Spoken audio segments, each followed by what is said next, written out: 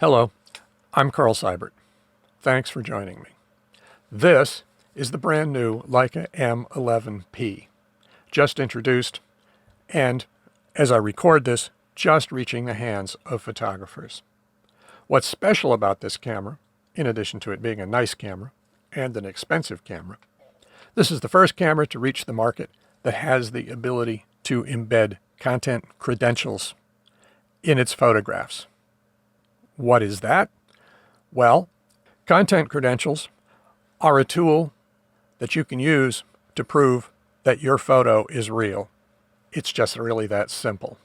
What happened is, back in 2019, a group of companies led by Adobe, the New York Times, and Twitter, got together and formed an initiative to combat fake news and disinformation, which is obviously a really very serious problem in our society today. That was the beginning of the Content Authenticity Initiative. And what their goal was to come up with a mechanism to do exactly what I just said, to fight fake news and disinformation. They decided that the way to do that would be to give the end users of news a way to verify to their own satisfaction that images that they were looking at were real. So they developed technology that would do this, and they developed a standard. Thus we have the C2PA, which is the Coalition for Content Provenance and Authenticity. Try to say that 5 times fast. It took me a couple or 3 takes just to get it down on the track for this video. The C2PA is in charge of the standard and maintaining the standard, just like the IPTC is in charge of maintaining the photo metadata standard that we all know and use. So we now have an open standard, and we have open source tools to use it, and we have a strong motivation, let's face it, in society to get some of this stuff done. Now, the Leica M11-P is the first camera to reach the market that has this capability, but it will soon be followed. As I'm working on this video and the blog post, Sony has introduced the new Alpha 9 III, which, of course, is the camera that has the world's first global shutter, and that's the headline news. The Alpha 9 III is oriented to news photographers, and it will reach the market in February of 2024, according to Sony, and it'll have C2PA capabilities. Nikon is working on a camera. They have already publicly shown a modified version of the Z9 with C2PA capabilities. They've said that they will introduce such a camera in 2024. Everyone assumes it to be the rumored Z9H, which is a photojournalist-oriented variant of the Z9. And Canon is thought to be working on a camera as well. Is thought to be is a euphemism. Canon will come out with C2PA cameras as well. And C2PA capability will filter through the market. So how does it work exactly? Well, what happens is that your camera, or a piece of C2PA capable software, will save onto your file, into the header of your file, a piece of encrypted metadata, and that piece of metadata will contain a few things. First, it's going to contain a thumbnail of your picture as it exists right then. So in the case of a camera, it's as the camera recorded it.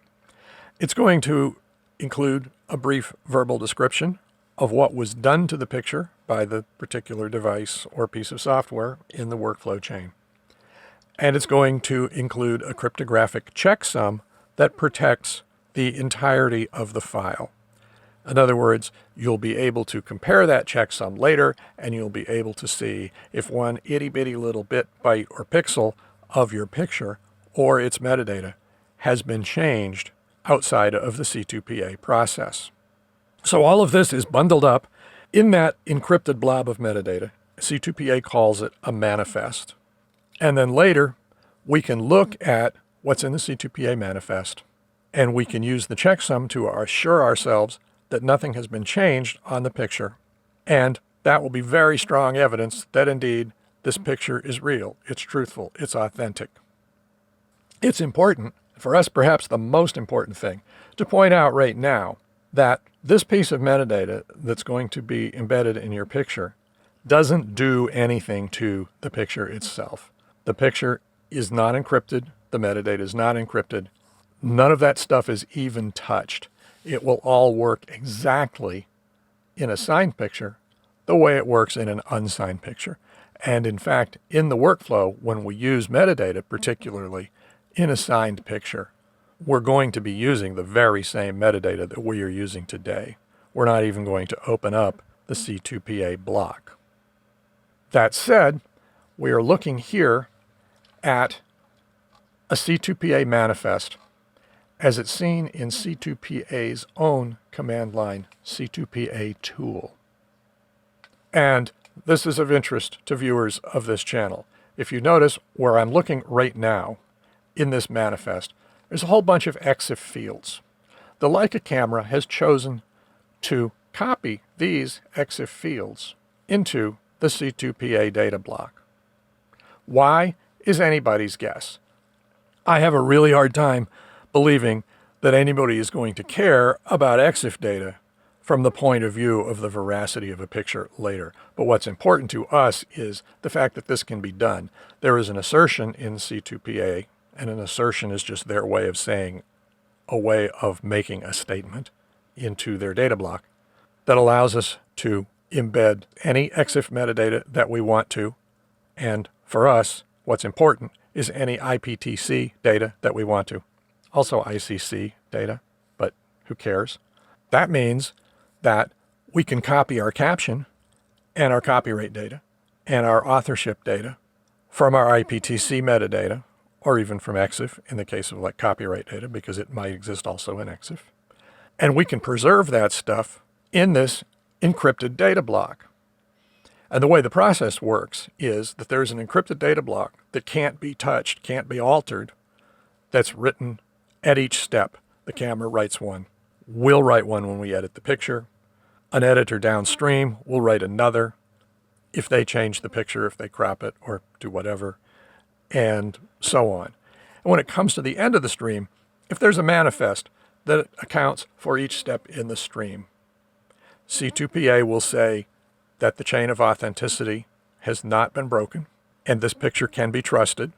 And then we can look in that manifest and we can see what was recorded at all those points in the process. We can use the original thumbnail and compare it to the picture that we have in front of us to ensure ourselves that indeed it's the same picture, that it hasn't been messed with. Now this metadata is pretty big because it's got all those thumbnails in it. It could be about half a megabyte, in fact, in my experimentation with it. It's certainly going to be at least 100K. That's nothing in the context of an image coming straight out of a camera. This is a 60 megapixel camera. Raw pictures from this camera weigh in at about 70 megabytes. But that half a megabyte is enormous if we think about it in web terms, where a picture might be 100K. Or even in terms of a mobile phone picture that's going to be compressed down to maybe 1 megabyte. So we're going to have the opportunity to save this data separately from the file. We're going to be able to save this data into a data block in the cloud so that we don't have to carry it around in the file. And that means that later, if some nefarious person has stripped our metadata, we're going to be able to marry it back up. We're going to be able to marry the C2PA metadata back to the file later. This is making me really excited because we've talked for years on this channel about needing and wanting durable metadata that can't be stripped off. Now, physically stripping metadata off a file is something that just can be done. The file that can't have its metadata stripped off it has not been invented yet. But the idea of saving that information separately and being able to marry it back into the file is tremendously exciting. This thing could be, for us, the durable metadata that we've wanted for all these years.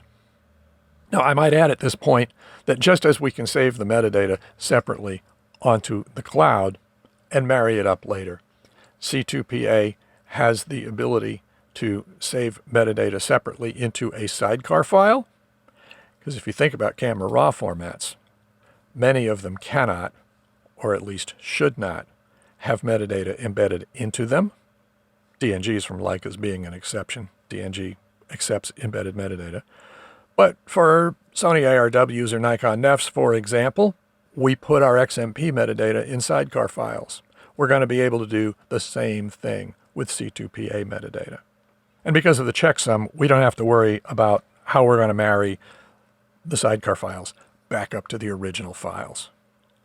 This could be very, very good news for photographers generally. So enough about that. There's more about the technical process on the blog post that accompanies this video. The link is in the description down below. How is this thing going to physically work for us as photographers? Let's take a look a little bit at the workflow. Hi, this is Future Carl. I'm back after our beta copy of Photoshop with C2PA capabilities crashed catastrophically, and I've had to reinstall it and attempt to reset up my workspace, whatever. So, a little frustrated, back again. Let's take a look and see what a demo version of a C2PA-enabled workflow might look like. Step one, let's make sure that we have C2PA capability turned on in our camera. This is a Leica handout photo of the back of an M11-P. We're at the page in the menu structure where you would input your name and your copyright information. There's a toggle on this page where we turn on content signing. We toggle it, we turn it on. That's it. That's all we've got to do. So then, let's go back over here into Photo Mechanic. Now, this is an ordinary non-C2PA copy of Photo Mechanic. We know that there will be a C2PA enabled version of Photo Mechanic from a joint Associated Press, Sony, Camera Bits press release that said they're working on one. But for the time being, for demo purposes, I can use this copy because it's going to look probably pretty much exactly the same. And as long as I don't accidentally change anything, in other words, make any edits to my metadata here in Photo Mechanic, I can go ahead and use this. It's going to work perfectly, and it's not going to break the chain of trust in this picture. This, by the way, is Leica Store Miami Gallery and Special Events Manager, Lorena Marrero. Leica Store Miami was wonderfully kind enough to allow me access to a very early M11-P, a demo unit that they have, in order to make some photos that have C2PA metadata in them. So, anyway, picking up the story, so we're going to go from here into the only piece of photographer-facing software that has C2PA capabilities at this moment. And it is a beta C2PA implementation in the very latest version of Photoshop. And it's really pretty rough. It just crashed and I just came back, so it's pretty rough, folks. It's also not capable of actually doing any useful work. It has really limited functionality, as we shall see. But this is a demo, and it's gonna work pretty much the way it will work. Pretty much exactly, actually. So, okay. So we'll select this picture, and we will hit Command or Control E. We will jump into Photoshop. And the first thing we should do in Photoshop is make sure that content credentials are turned on. So we will go to Window, Content Credentials, and we will press the big button, and that will enable it. And that's it. That's all we have to do, pretty much all we have to think about for content credentials. And now we can just deal with this picture as we normally would. We'll pretend that we're getting it ready for publication or to be committed into our own photo collection or whatever. So we'll give it a little crop. And that light's pretty ugly, so let's put a curves adjustment layer on. We'll open up our shadows a bit, and that of course just made everything really kind of light. So we will go ahead and we will invert the mask on that curves layer. We'll bring up a brush. Opacity is 100 and flow is just way too high. We're not doing this to do this well. We're doing this to do this really fast. Sorry, Lorena. Ouch. Okay, so then we would work on the color on this a little bit. We'll work on the color in this severely. We're going to put a black and white adjustment layer on top of it. Fine. All right, so we're going to pretend that we're done and we're ready to move on in our workflow. The only place we can go here in Photoshop and preserve our chain of C2PA authenticity is to go to Export and Export As and open the horrid Export As dialog. Now, this, I'm pretty sure, is an aberration because this is a beta and it's basically demo. So as we slide down here in the right rail, we come to a major problem. This dialog strips metadata, destroys all the metadata except possibly for your copyright information, which it will spare for you. This stops a photojournalistic workflow dead in its tracks. And it probably stops most of your workflows dead in their tracks as well. So there's a chorus of voices braying at Adobe to get this fixed ASAP because it's a showstopper. Anyhow, we move down one panel here, and we can choose to save our C2PA data to the cloud, or we can choose to embed it in our photo. Adobe is offering us an either-or choice here. The C2PA standard allows us to do both at the same time, so any developer who wants to can offer the option to do both at the same time. We hit the export button, and we will name this file accordingly, and I'm just going to call it exported. And we save it. And there. Crypto work is done, and we can go back and we can look at our photo, and we can see how we've done. Well, here's our photo. Yeah, okay, craftsmanship, not great. But what we'll do here is we'll take this photo and we will drag it to an open web page to the CAI's Verify tool. This tool can be found at contentcredentials.org/verify.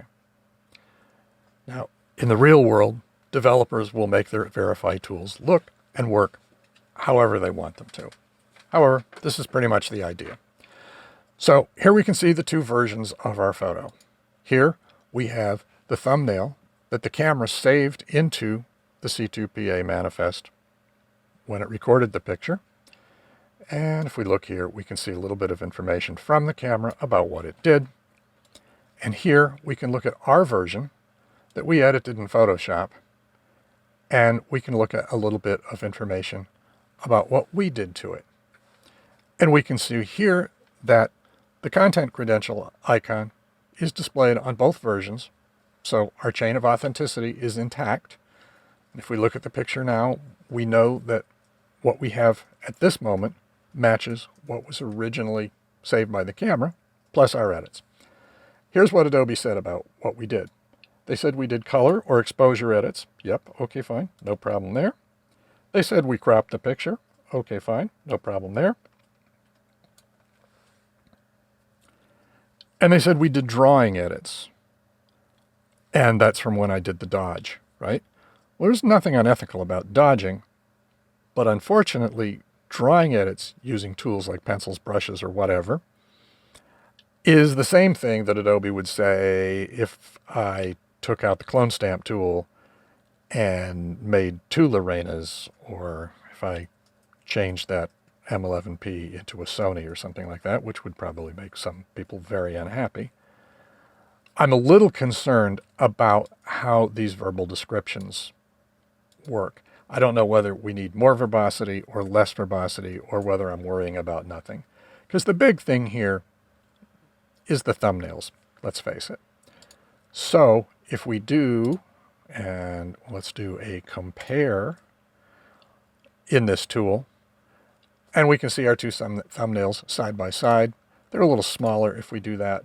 And then we have one of these slider things that everybody loves so well, which is actually pretty cool. And if this picture was in the same orientation, this would really work pretty nicely. We would really be able to see if we had changed anything or not.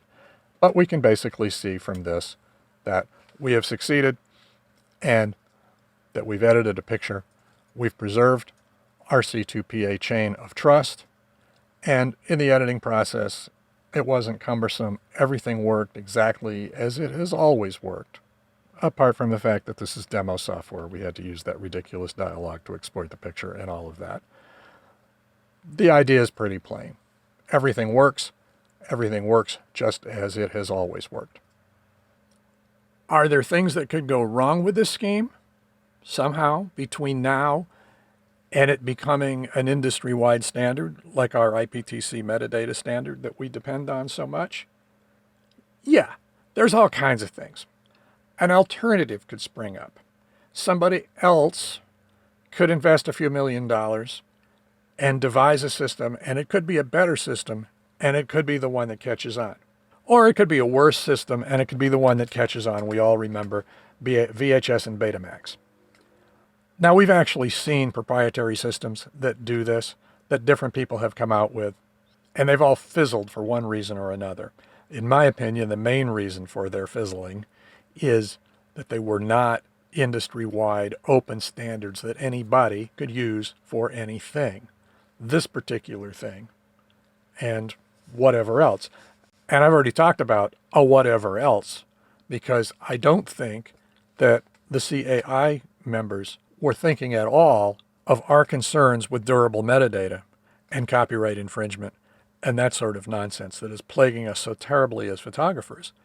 I don't think they were thinking about this as a potential durable metadata alternative. It's got the potential for wide adoption. It's got the potential to become an industry-wide standard, so it could become the standard for us to use for that. And then there are all the other things that you could use this for. In our world today, we use photography as evidence of all kinds of things, all of us, every day. We're going to ship a vase that we sold on eBay. We take a picture of it before we put it in the box to prove that it was in one piece. We dented the fender on our car, and the insurance company says, well, I don't want to go through the expense of sending an adjuster out to actually look at your fender. I'm going to kind of trust you. Take a picture of your fender with your cell phone and send it in. I bet they'd kind of rather like to say, take a picture with your cell phone that's signed and relatively impervious to being messed with and send it in. So we know it's your fender on the day and you haven't retouched your fender or done some other nefarious things. That's a really pretty big market. The contractor who built my fence last week made cell phone pictures of his work as evidence when he left. I'm going to make cell phone pictures of the fence too. The city inspector who came to approve the fence did the same thing. I would really like my pictures of my fence to be cryptographically certified that they are real, so I can point to them and say, hey, this is proof of the condition of my fence at that moment.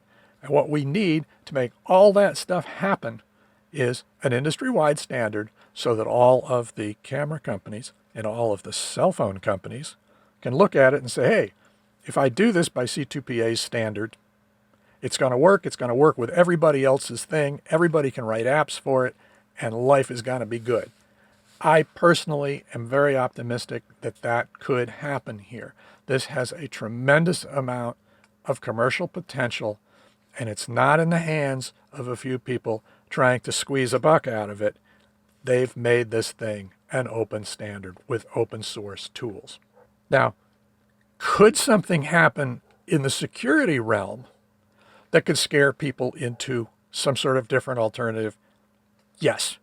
That is actually possible, although most security experts that I've talked to or read are pretty upbeat about this thing. They say that it is secure enough to work. And secure enough is the operative word with any kind of security. You can't make something that somebody can't attack. If somebody's willing to work hard enough, they are going to break it. But you make it so that the work they have to put in exceeds the benefit that they're going to get from it, and they're going to move on, and they're going to steal from somebody else. And we think that that's where we are with this technology.